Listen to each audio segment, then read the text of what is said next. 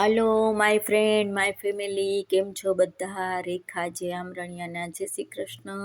અને સાંજની રસોઈનો ટાઈમ થઈ ગયો છે, તો થોડુંક સ્ટેન્ડ ભીનું છે, તો પહેલાં તે લૂઈ નાખું અને પછી રસોઈ સ્ટાર્ટ કરીશ અને પછી માતાજીના દીવા કરશું. તો આજે સિમ્પલ રસોઈ છે, કારણ કે સ્વીટુ અને સિવન્યા બે વયા ગયા છે, તો ઘરમાં સૂનું સૂનું થઈ ગયું છે, તો ગમતું પણ નથી આજે અને જમવાની પણ બહુ ઈચ્છા નથી.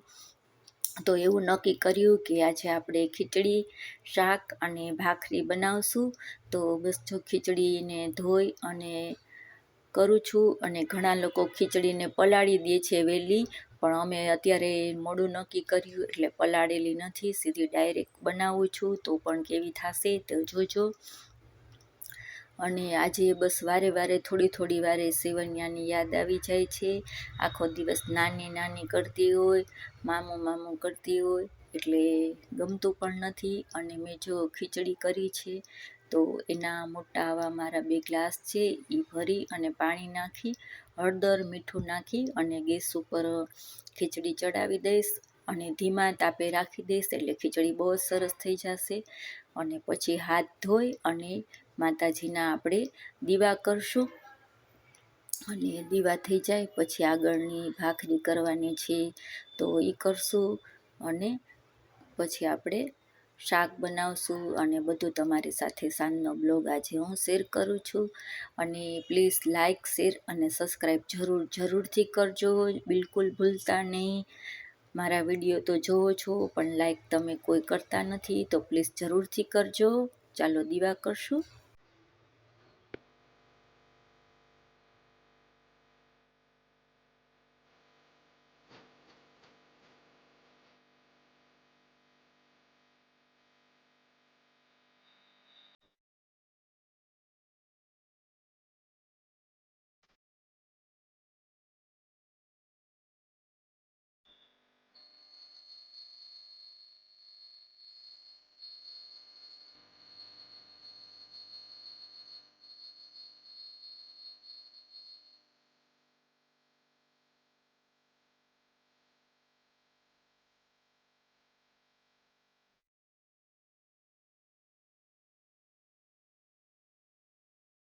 તો દીવા થઈ ગયા છે, હવે હાથ ધોઈ અને મેં ભાખરીનો લોટ બાંધ્યો છે અને આ બાજુ ભાખરી કરીશ. તો કુકર ઓલી બાજુના ગેસ ઉપર જવા દીધું છે અને બસ હવે ભાખરી કરશું.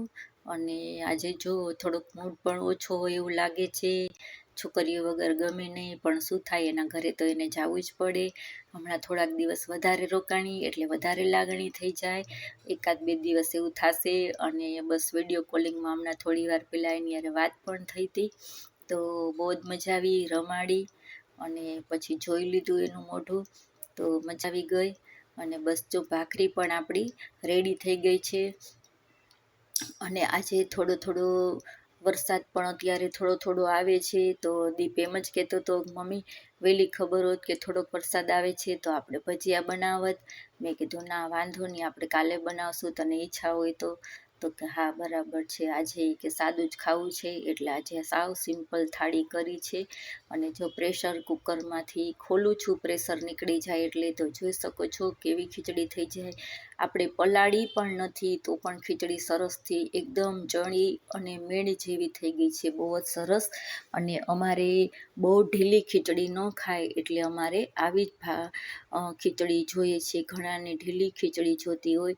અને જો સાઈડમાં શાક પણ થઈ ગયું છે, તો એનું પણ મેં શૂટ નથી કર્યું, ખાલી બનાવેલું બાઉલમાં કાઢીને બતાવ્યું છે. અને ભાખરી પણ રેડી થઈ ગઈ છે. દીપને ચા જોઈએ, એટલે દીપ માટે ચા કરવાનો, અમારા 2 માટે ભાખરી, શાક અને લસણની ચટણી છે, તો અમે લોકો એ લેશું.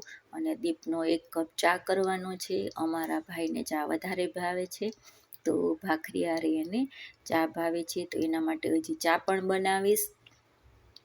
તો આજે સાવ સિમ્પલ કર્યું છે. અને બસ આજનો દિવસ એવો અમારો ગયો છે, હળવો ગયો છે. અને કાલથી બસ આપણું રૂટિન રોજનું ચાલુ હોય એવી રીતનું કાલનું થઈ જશે. એક દિવસ આપણને ન ગમે, કોઈ પણ આવ્યું હોય અને જાય એટલે, તો જોઈ લ્યો, આજની થાળી રીંગણા બટેકાનું શાક, ભાખરી અને ખીચડી છે. અને હું ને જગદીશ બે બસ જો જમવા બેઠા છે. અને દીપની ચા ધીમા ગેસ ઉપર ઉકળે છે, એટલે એની ચા થઈ જશે એટલે એ પણ બેસી જશે. અને અત્યારે જો ટીવીમાં તારક મહેતા આવે છે, તો અમે જોતા જોતા બંને જમીએ છીએ.